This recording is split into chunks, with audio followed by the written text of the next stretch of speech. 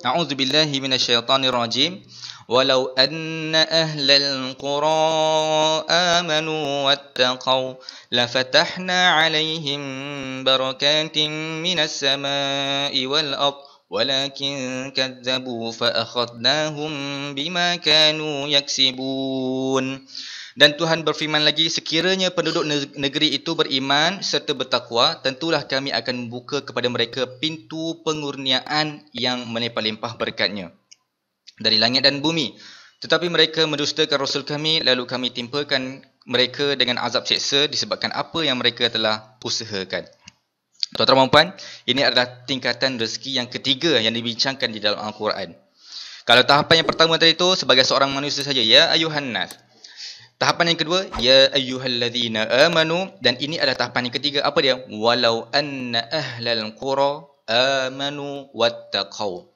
Iaitulah apabila seluruh penduduk negeri ahlal qura amanu wattaqau. Ada dua perkara, bukan sekadar iman sahaja, tapi dia iman dan juga bertakwa. Amanu wattaqau.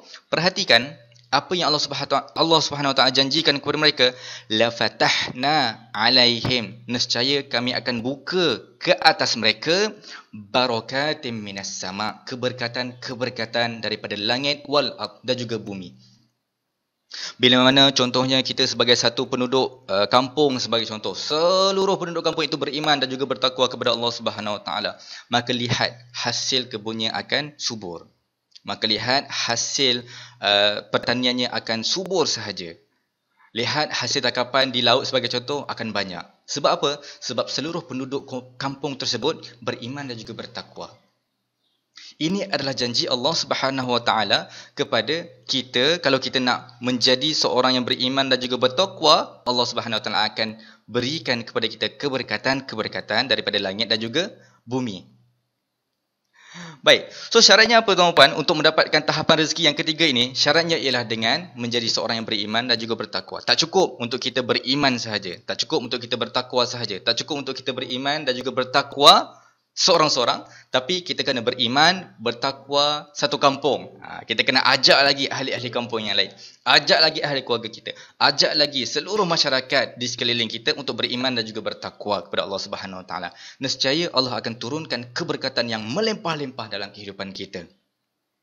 Dan tuan-tuan dan puan, untuk rezeki yang ketiga ini, tahapan yang ketiga ini, sebenarnya sangat berkait dengan apa yang berlaku pada hari ini. Kalau kita tengok hari ini, dunia amat-amat parah dengan satu kejadian yang kita tak jaga-jaga. Apa dia?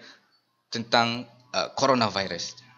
Coronavirus yang berlaku pada hari ini. Sehingga kan virus yang kita tak nampak, yang kecil tu, yang tak nampak tu, mampu untuk melumpuhkan ekonomi satu dunia.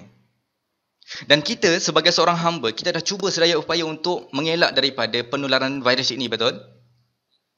Dah cuba dah untuk pakai PPA, dah cuba dah untuk mengelak, dah cuba dah untuk duduk di dalam rumah. Kalau kita tengok dekat Malaysia ni dah ramai dah orang duduk kat rumah. Tapi kalau kita tengok data pada hari ini, data menunjukkan bahawa orang yang dijangkiti COVID-19 ini semakin meningkat. Betul ke tak betul?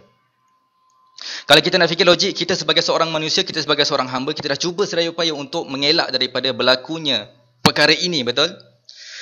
Tetapi kita tak mampu juga. Sebab apa? Sebab kita sebagai hamba, kita terbatas. Usaha kita terbatas. Kita tak boleh nak buat apa-apa. Kita hanya boleh buat semampu kita sebagai seorang hamba sahaja. Sekarang ini tibalah masanya untuk kita berubah kepada satu lagi ikhtiar yang lebih besar lagi. Apa dia? Kita kembali kepada Allah Subhanahu Wa Taala. Kita kembali kepada Allah Subhanahu Wa Taala. Bila mana kita melihat ayat ini, walau anna ahlal qura amanu wattaqau lafatahna alaihim barakatin minas samai wal ard. Kalaulah satu penduduk negeri itu beriman dan juga bertakwa, nescaya Allah akan turunkan keberkatan ke atas negeri tersebut. Tuan-tuan dan puan, ini adalah ikhtiar kita. Ajak masyarakat-masyarakat, walaupun di media sosial, ajak kawan-kawan kita, ajak keluarga kita untuk meningkatkan keimanan dan juga ketakwaan. Ini adalah solusinya daripada Allah Subhanahu Wa Taala. Beriman dan juga bertakwa untuk kita menyelesaikan masalah yang berlaku pada hari ini. Nescaya Allah akan turunkan keberkatan kepada negeri kita, kepada negara kita yang kita cintai ini, dan Allah Subhanahu Wa Taala akan berhentikan, akan hapuskan segala apa kesusahan yang berlaku dalam kehidupan di negara kita ini. Dan tuan-tuan dan puan, bagaimanakah cara untuk kita mengukur tahap keimanan kita dan juga tahap ketakwaan kita? Ada salah satu daripada ayat dalam surah Al-Baqarah. Allah kata apa? Wasta'inu bis-sabri was-salah. Dan mintalah bantuan daripada Allah Subhanahu wa taala dengan cara apa tuan-tuan dan puan?